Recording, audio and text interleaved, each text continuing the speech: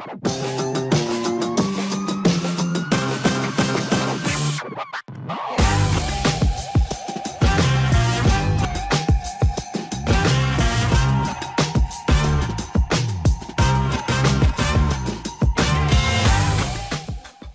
to the Amy Gregory Show, the show where real estate gets a reality check and success doesn't require burnout.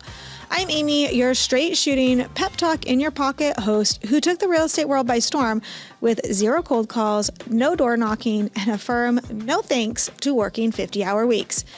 8 years ago, I jumped into real estate with both feet, 3 kids, and a baby on the way. In my rookie year, I broke every rule in the book, earning 6 figures working just 10 hours a week.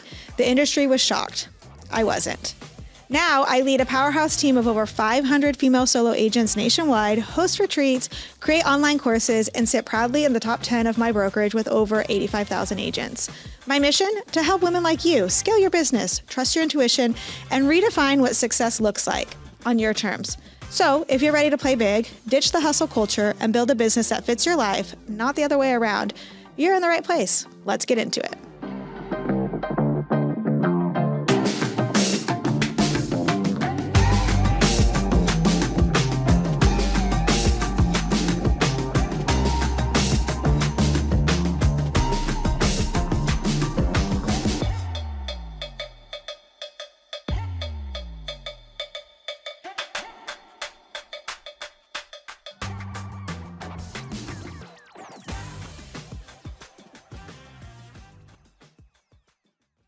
Hi, and welcome to the very first episode of the Amy Gregory Show. And I'm not going to lie, saying those words out loud feels absolutely wild.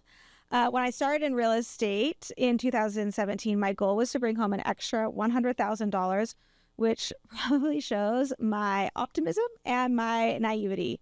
I had no idea that the average salary for a real estate agent in the U.S. generally hit between $45,000 and $63,000.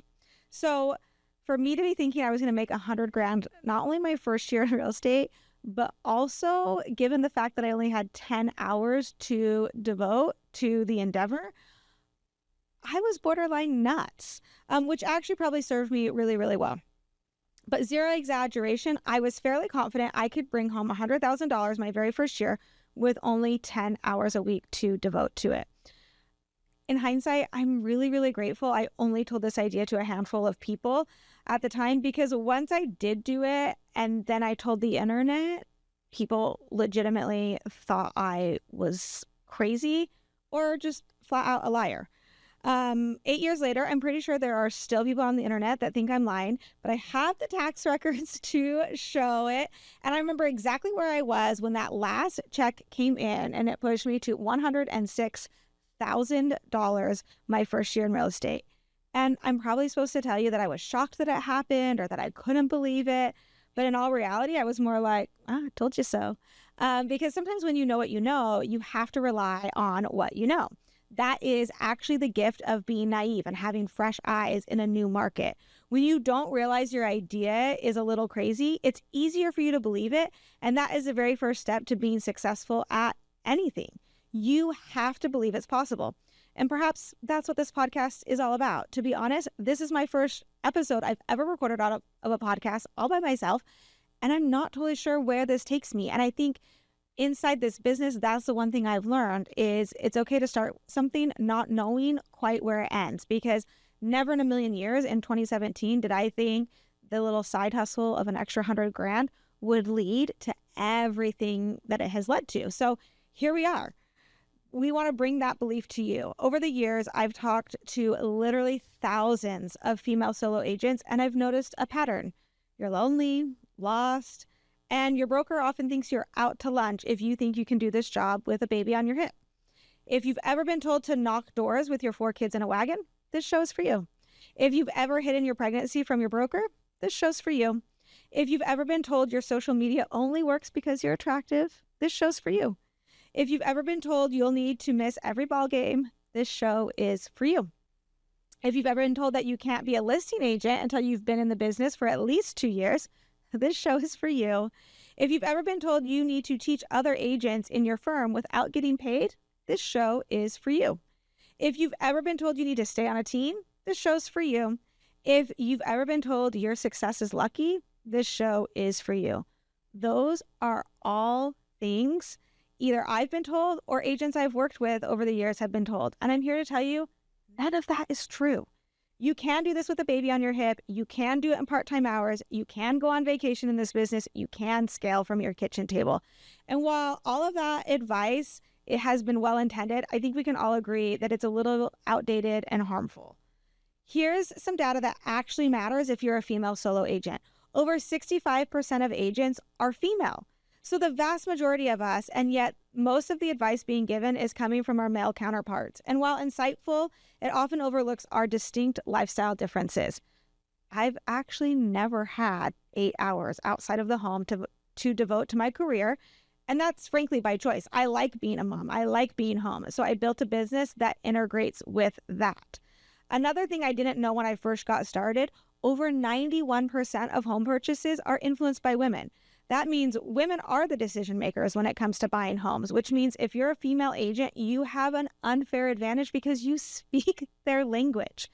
And this isn't to say that their male counterparts aren't part of the decision. Anecdotally, I've noticed this pattern with my clients. Is there a study on the internet that backs it up? Probably not, but I'm really good at recognizing patterns. And patterns are like the number one thing you need to master inside your business. It's the most important math in your business is understanding the pattern. And one of the patterns I've noticed inside my clientele is that, sorry, we're going to be able to edit this? Okay, good. All of a sudden I'm like, wait. So inside my clientele of mostly traditional families, the husbands are commuting to work while the wives tend to be stay-at-home moms or work closer to home. Their lifestyle is such that the home matters more to her and impacts her more than her husband. So most smart men will defer to her on the where and the what. They don't actually really want to go look at a gajillion homes. She does. They're almost always aligned on finances, but the house is mostly her domain. So she really becomes the primary decision maker. These are all things I realized after I hit 100K my first year, but they're all things that helped contribute to my success. Prior to that, I was just kind of crazy. And here's the deal. When it comes to being an entrepreneur or business builder or a creator in general, you need to be borderline crazy. Crazy in your ideas and crazy in your pursuit of them. No one achieves much of anything without being borderline or full-fledged crazy. So here I was, a brand new agent, thinking I could bring home an extra $100,000 working 10 hours a week. At the time, my oldest was in 4th grade, my daughter was in 2nd grade, and my youngest was in pre-K, which meant he was at school for 10 hours a week. That's why I had 10 hours a week to work on real estate. This episode is sponsored by StanStore, the simplest way to turn your social media followers into clients. Want to build your database straight from Instagram without the tech headaches? I've got you. Click the link in the show notes to download my website template for realtors, designed to help you capture leads and grow your business with ease. Because your social media should be more than just likes. It should be your lead generating machine. If you'll notice, I actually have 4 kids, so the 4th was not even born when I got started. So how in the world did I think I was going to accomplish all of this? To answer that, we have to go back a few years. I actually never intended to pursue real estate. I thought I was going to have more kids, so I just kept content with my little side hustle until I miscarried my 4th pregnancy. And it hit me. I might actually be done having kids. Like my 3rd baby might go to school and I might have all of this time on my hands. And I thought, what in the world am I going to do all day? I had gotten my license when my oldest was, before he was even born. So 17 years ago is when I got my license. I worked for a home builder and I'd always had my real estate license. And I thought, maybe I should go back to real estate. And the thought of that actually terrified me. But I was in the middle of grieving a miscarriage, and all of a sudden, all these new ideas came to my mind of like, well, I might have to recreate what I thought my reality was going to be. And the thing about having a miscarriage is you end up going through all the hormonal changes of being pregnant and having a baby, but you're not actually end up being pregnant and having a baby. So logically, I knew I was going to be fine, but emotionally, I was a wreck. And I remember standing in my family room, talking to my husband, and I just had tears streaming down my face. And I was like, logically, I know I'm going to be fine. It's going to be fine if we only have 3 kids. I logically know that, but emotionally, I can't get this under control. And I said, I'm going to start going to the gym. I probably should have gone to therapy, but I've actually found that the gym works better than therapy for me. So I just went to the gym, and this was the first time in my motherhood life that I started a consistent gym schedule. If you have kids, you know, like if you know, you know. When you're like pregnant or breastfeeding or have toddlers, it's really hard to be on a gym schedule. So this is the first time I started going to the gym really consistently. And in that, I started listening to podcasts all about real estate. And I was listening, surprisingly enough, they were all hosted by men, and they were all talking about how to build real estate businesses. And they kept talking about building teams and buying Zillow leads and all of these like really complex spreadsheet type businesses. And I was like, have they not heard of social media? Like, have they not heard of Instagram? I honestly could not find any episodes that talked about Instagram other than the fact that they would say that's a horrible idea. Meanwhile, I'm in the gym and I'm listening to this and I'm like, it's not a horrible idea, because my background prior to real estate was I was working with fashion bloggers. Like, that's how old I am. They were called fashion bloggers then. I was working with fashion bloggers. I had an online storefront and I was a freelance graphic designer, and I would design graphic tees. I would send them to fashion bloggers and they would post about them and they would sell my shirts for me. And so I understood the nuances of social media before I was in real estate. And I kept thinking, like, why is no one talking about this on these podcasts? Because, I mean, theoretically, they're the experts. And now here I am sitting in a podcast studio being the expert. And why aren't they talking about social media? And so I probably listened to 100 different podcast episodes in that gym routine. And I realized, oh my gosh, there's not a real estate agent that is an expert at this. And here I was. I don't think back then I would have called myself an expert, but now looking back, I would have said I was already an expert on social media, and I had my license, and it became like this perfect merger where I was like, oh, real estate agents and fashion bloggers have the same business model. A fashion blogger or influencer is what would call them now, or creator, I don't know. They sell someone else's inventory for a small percentage. So all of those Amazon influencers that you follow, and they say, oh, comment links for like all the shirts. Those Amazon, they're getting commissions on every shirt that they sell, and it might only be 3% of the shirt, right? But that's the same commission a real estate agent takes on a sale of a home, right? So you're selling someone else's product for a small commission. And I thought, well, why aren't real estate agents using social media like a fashion blogger would? And so I say quickly, it wasn't quickly. I was listening to these podcasts for 3 or 4 months.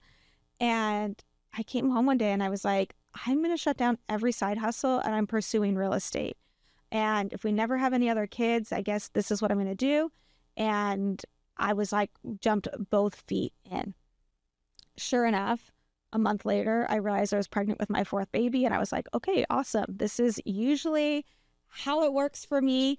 I have one set of plans and God always has another set of plans. And so I thought, okay, cool. We're going to do this with a baby on our hip. And that was my first year in real estate. I was pregnant with baby number 4.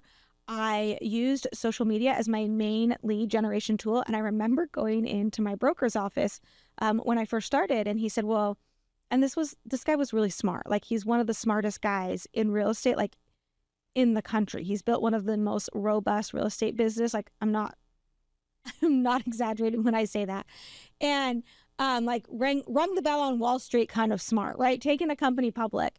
And I remember sitting in his office and he's like, well, how are you going to like lead generate? And I looked him straight in the face and I said, well, I'm going to use social media. And he kind of looked at me like, okay, I don't get it. And again, this is how young and naive I was. And I was like, well, frankly, you should be using social media too. And at the time they were like fixing and flipping houses. And I had told him, I said, well, this was like when Fixer Upper was big on network TV. And I was like, well, it should be like Fixer Upper. Like, you guys should buy the house. You don't even want to like make all the decisions for the tile and the flooring and the curtains and all of the things. I said, so you should, partner with an interior designer that has a big Instagram account, because she needs a blank canvas to showcase her work.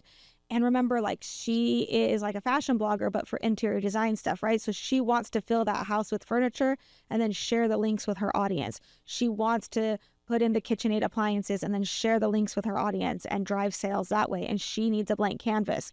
So, the interior designer needs a blank canvas. The fix and flip real estate people, they want this person to make those decisions. They don't want to be bogged down with all those decisions. They're the money behind it. They're the creativity behind it. And I was the real estate agent behind it. And I said, you should start branding your fix and flips. They should be like this. They should be able to, like, someone looking at it should be able to know, oh, that's theirs. That is the whole goal of marketing. And so we actually did a couple of deals like that together. We set some records on some houses, which was really, really fun. But again, it was me being naive enough to suggest that to someone of his caliber, because trust me, he did not need my advice or my opinion or my help with anything. But it was really a good boost to my confidence to have it taken seriously and say, yeah, let's go and do that and see it unfold in real life. So my first year in real estate, I primarily use social media. I use it just like a fashion blogger would use it. And the term Home Tour Tuesday was coined. And every single Tuesday, this is how old I am or how long ago this was, is every single Tuesday, I would get on Instagram, and to post on Instagram stories back then, you had to be like posting in real time, and they were in like 15-second, like the stories were only 15 seconds long, and you had to film them inside the app. Like, you had to film them in Instagram. So in order for me to do a home tour on Tuesday, which that's what it was called Home Tour Tuesday, and you have to start naming your thing so people can anticipate what you're doing. It was Home Tour Tuesday. I literally had to be in a house every single Tuesday in order to film that and post that on my Instagram account. And I think sometimes, agents, I talk to agents now, like, oh, it's so hard to grow on Instagram. And I'm like, you're out of your mind. You're out of your mind if you think it's harder to grow on Instagram now than it was back then. It's not that it's hard, it's that you're not committed. And it's like that you don't understand the process and you're not willing to be consistent on the process. So anything you want to build, you've got to be consistent on it. So every single Tuesday, I had a home tour to film, and I would have to be in a house. I would have to have the other agent's permission to post it. And I would tour people through houses around the valley. And the only way that they could then get in contact with me was to like DM me. All of these sophisticated funnels where we now have like links and bios, that did not exist in 2017. It just didn't exist. So now Instagram is so much more robust for lead generation. If you're not using it, we're going to get into a lot of Instagram inside the podcast as we get going. But that was just the start. And I literally thought, oh, I'm going to sell a couple houses every year. I'm going to take nicer vacations and I'm going to work 10 hours a week. And fast forward 7 years, and it is so much more. It's so much more than that, but you have to be crazy enough to just start the thing. So today I'm just starting the thing, and I don't actually know how this ends. I don't know where this podcast takes me. And that is the magic. Right. And I didn't know that when I started in 2017, but since 2017, I have doubled and tripled and 10x'd that $100,000 in my first year, retired my husband. I've moved my license over to EXP.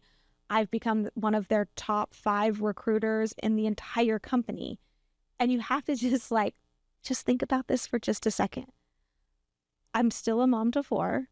I still work part-time hours. I'm still doing this from my kitchen table. Like, this recording right now is the most fancy thing I've ever done inside my business. And yet we've gone past $1 million in revenue on an annual basis. That is crazy. It's crazy. But that is the effect of social media inside of your business. It allows you to connect with other agents. It allows you to connect with people all over the country. And I'm talking like, yes, you can connect with clients that are inside your little zip code buying and selling, but it also allows you to connect with a referral arm. So agents have to start thinking bigger than just their local market.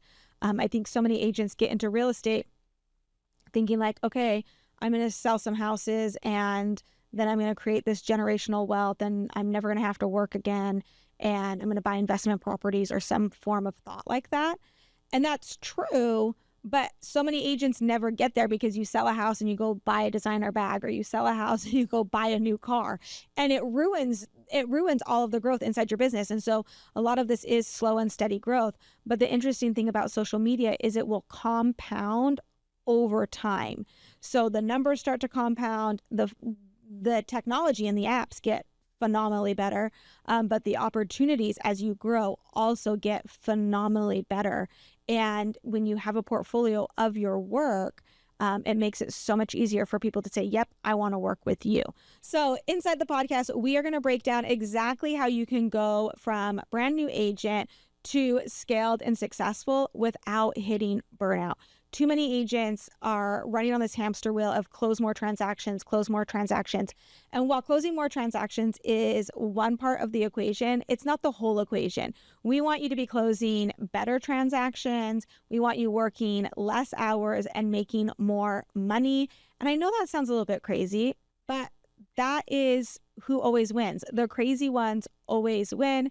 And I hope you are willing to be a little bit crazy with me as we build a business that better integrates into your lifestyle. Thanks for being here for the first episode of The Amy Gregory Show. See you next time. Thanks for tuning in to The Amy Gregory Show. If today's episode gave you that I needed this feeling, go ahead and hit subscribe so you never miss a pep talk when you need it most. And hey, if you're ready to scale your business without the burnout, I've got you. Head over to @AmyGregory on Instagram to connect, grab free resources, or join my community of powerhouse women who are redefining real estate success.